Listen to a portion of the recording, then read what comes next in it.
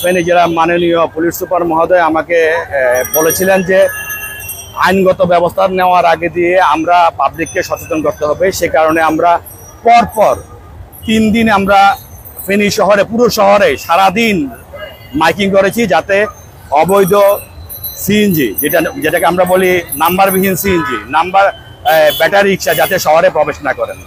3 দিন আমরা অনবরত মাইকিং করেছি স্যারের নির্দেশে। তারপরও দেখলাম যে না, এর কোনো অবস্থার কোনো পরিবর্তন নাই। ফেনী শহরে যানজট শুধু বেড়ে যাচ্ছে। তো মাননীয় পুলিশ সুপার মহোদয় আমাকে নির্দেশ দিলেন যে না, এবারে কিছু আইনগত ব্যবস্থা দিকে আমরা আগাই। প্রাথমিকভাবে আমরা গতকাল থেকে শুরু করেছি, বিশেষ করে ব্যাটারি রিক্সা এবং অনটেস্ট নাম্বারবিহীন সিএনজির উপরে।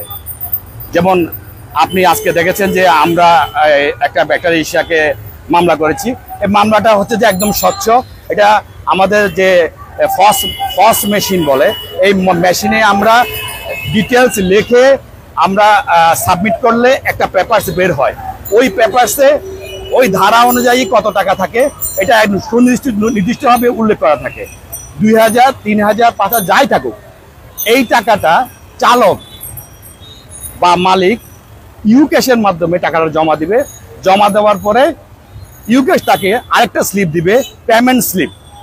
এই স্লিপটা নিয়ে সে যখন আমার কাছে আসবে, আমি তার ডকুমেন্টস বা যেটা গাড়ি সঙ্গে সঙ্গে দিয়ে দিব।